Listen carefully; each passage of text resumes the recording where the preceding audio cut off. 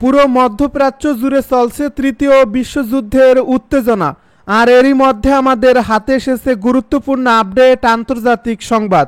শুরুতেই থাকছে পাকিস্তানের বিরুদ্ধে সামরিক পদক্ষেপের প্রস্তুতি নিচ্ছে ভারত। এবারে থাকছে ইয়েমেনে মার্কিন হামলায় ৩০ আফ্রিকান অভিবাসী নিহত। আরও জানাবো মোদি পেজেশকিয়ানের ফোনালাপ, সন্ত্রাসবাদের বিরুদ্ধে সম্মিলিত পদক্ষেপের আহ্বান। জানিয়ে দিব টানা চতুর্থ রাতে পাকিস্তান ভারত সীমান্তে গোলাগুলি। সবশেষে জানিয়ে দিব ইয়েমেনে ফের মার্কিন বিমান হামলা, নিহত বেড়ে ৮। শুনছিলেন হাতে পাওয়া গুরুত্বপূর্ণ আপডেট আন্তর্জাতিক সংবাদের শিরোনাম, এবারে বিস্তারিত। তবে তার আগে অনুরোধ রইল ভিডিওটিতে একটি লাইক দিন এবং কমেন্ট করে জানিয়ে দিন ভিডিও সম্পর্কে আপনার মূল্যবান মতামত। আরও জানিয়ে দিন ভিডিওটি কোথা থেকে দেখছেন বা কোন জেলা থেকে দেখছেন। পাকিস্তানের বিরুদ্ধে সামরিক পদক্ষেপের প্রস্তুতি নিচ্ছে ভারত। সম্প্রতি ভারত অধিকৃত কাশ্মীরে হামলার পর পাকিস্তানের বিরুদ্ধে সামরিক পদক্ষেপের জন্য প্রস্তুতি নিচ্ছে ভারত। পাকিস্তানকে আঘাত করার জন্য ভারত তার পক্ষে যুক্তি তৈরি করছে বলে মনে হচ্ছে। নিউ ইয়র্ক টাইমস এক প্রতিবেদনে এ তথ্য জানিয়েছে। এ পত্রিকাটি ভারতের পররাষ্ট্র মন্ত্রণালয় দেওয়া ব্রিফিংয়ের সঙ্গে জড়িত।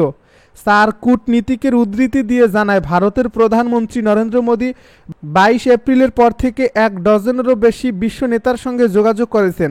তবে এসব প্রচেষ্টা মূলত শান্তি আনার জন্য নয়, বরং সামরিক প্রতিক্রিয়ার ক্ষেত্র প্রস্তুতের অংশ। গত বৃহস্পতিবার দেওয়া এক ভাষণে মোদী সন্ত্রাসের আস্তানা ধ্বংসের হুমকি দেন, যদিও তিনি সরাসরি পাকিস্তানের নাম নেননি। নিউ ইয়র্ক টাইমস আরও জানায়, পরিস্থিতি অত্যন্ত উত্তপ্ত হয়ে উঠছে। ভারতীয় বাহিনী কাশ্মীরে তল্লাশি অভিযান জোরদার করছে এবং এই হামলার সাথে জড়িতদের খুঁজতে শত শত মানুষকে গ্রেপ্তার করেছে। এদিকে ভারতের প্রতিরক্ষা মন্ত্রী খাজা আসিফ হুঁশিয়ারি করে বলেন, যদি পরিস্থিতি উত্তপ্ত হয় আমাদের থামাতে কেউ পারবে না। তিনি আরও বলেন, যদি মোদি উত্তেজনা বাড়ানোর পথ বেছে নেয় তবে আমরা তাকে তার বাড়ি পর্যন্ত ধাওয়া করব। ইয়েমেনে মার্কিন হামলায় ৩০ আফ্রিকান অভিবাসী নিহত। মার্কিন হামলায় ইয়েমেনের সাদা প্রদেশের একটি কারাগারে বন্দী থাকা ৩০ আফ্রিকান অভিবাসী নিহত হয়েছেন। আফ্রিকান অভিবাসীরা প্রতিবেশী সৌদি আরবে কাজের সুযোগের জন্য ঝুঁকি নিয়ে ইয়েমেন অতিক্রম করার সময় আটক হয়েছিল। হুতি সমর্থিত আল মাসিরা টিভির বরাত দিয়ে আল জাজিরা জানিয়েছে, ওই কারাগারে ১১৫ জন বন্দী ছিল এবং এই হামলায় অন্তত ৩০ জন নিহত হয়েছেন। আরও ৫০ জন আহত হয়েছেন এবং তাদের চিকিৎসার জন্য হাসপাতালে পাঠানো হয়েছে।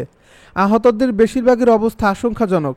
একটি নিরাপত্তা সূত্রের উদ্ধৃতি দিয়ে ইয়েমেনের সরকারি সংবাদ সংস্থা সাবা জানিয়েছে, যেখানে ডজন জনক হতাহত হয়েছে এবং উদ্ধারকারী দলগুলো বোমা হামলার ফলে সৃষ্ট আগুন নেভানোর কাজ করছে।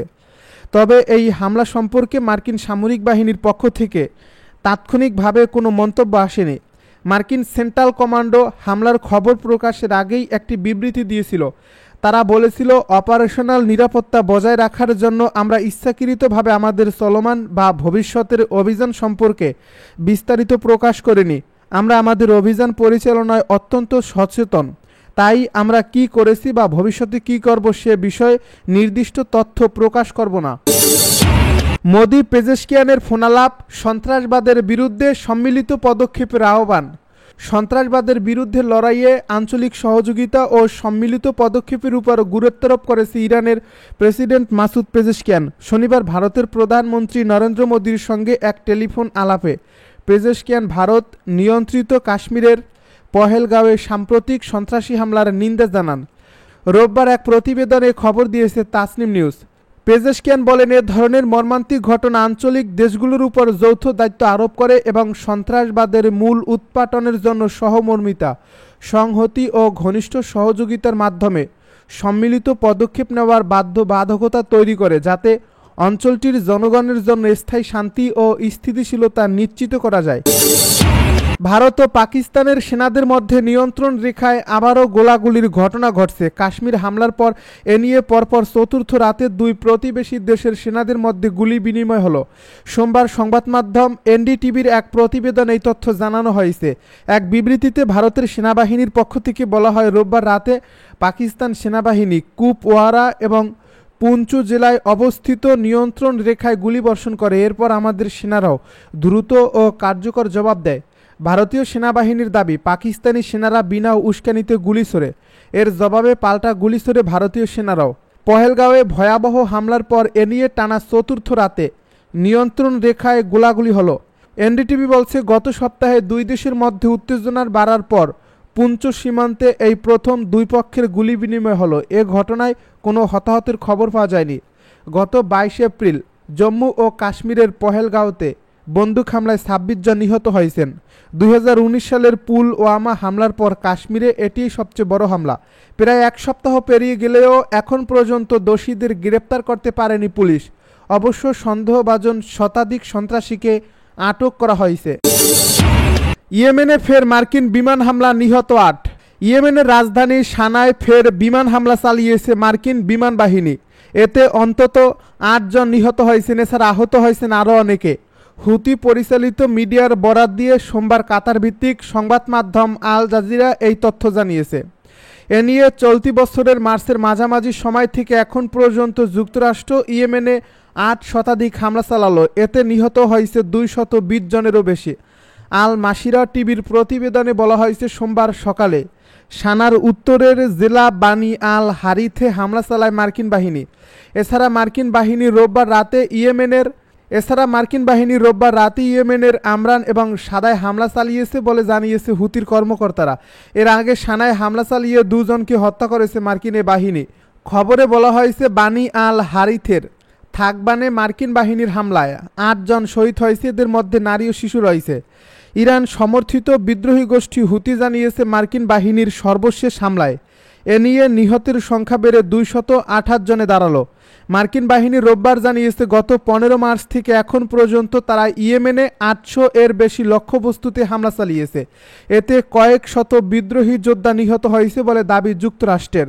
মার্কিন বাহিনীর সেন্ট্রাল কমান্ডো বলছে, এসব হামলায় শত শত হুতি যোদ্ধা এবং তাদের নেতা নিহত হয়েছে। দ্বিতীয় মেয়াদে মার্কিন প্রেসিডেন্ট ডোনাল্ড ট্রাম্প যুক্তরাষ্ট্রের ক্ষমতায় আসার পর হুতিদের বিরুদ্ধে হামলা জোরদার করেছেন। তবে যুক্তরাষ্ট্রের তীব্র হামলাতেও পিছু হটতে রাজি নয় হুতি যোদ্ধারা। ইয়েমেনি বিদ্রোহী গোষ্ঠী ফিলিস্তিনিদের সঙ্গে সংহতি প্রকাশ করে গাজায় ইসরায়েলি আগ্রাসন শেষ না হওয়া পর্যন্ত তাদের সামরিক অভিযান চালিয়ে যাওয়ার প্রতিশ্রুতি দিয়েছেন।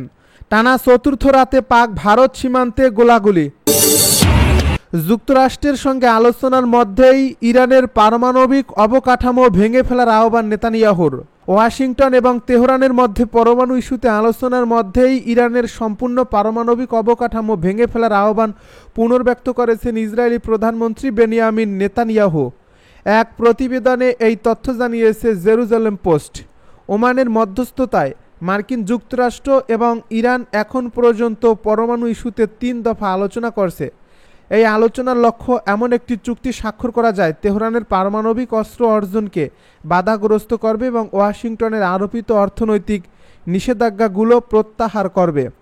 এই মাসের শুরুতে রোমে আলোচনার পর ওমান বলছে, যুক্তরাষ্ট্র এবং ইরান এমন একটি চুক্তির দিকে এগিয়ে যাচ্ছে যা তেহরানের পারমাণবিক অস্ত্র এবং নিষেধাজ্ঞাগুলোকে সম্পূর্ণরূপে মুক্ত করবে, কিন্তু শান্তিপূর্ণ পারমাণবিক শক্তি বিকাশের ক্ষমতা বজায় রাখবে। এদিকে ইরানের পারমাণবিক অবকাঠামো ভেঙে ফেলার আহ্বান জানিয়েছে রোববার ইসরায়েলি প্রধানমন্ত্রী বেনিয়ামিন নেতানিয়াহু। একমাত্র ভালো চুক্তি হবে সমস্ত অবকাঠামো অপসারণ করা, যা 2003 সালে পশ্চিমাদের সঙ্গে লিবিয়ার স্বাক্ষরিত চুক্তির অনুরূপ, যে চুক্তি অনুসারে তারা তাদের পারমাণবিক, রাসায়নিক, জৈবিক এবং ক্ষেপণাস্ত্র কর্মসূচি ত্যাগ করতে বাধ্য হয়েছিল।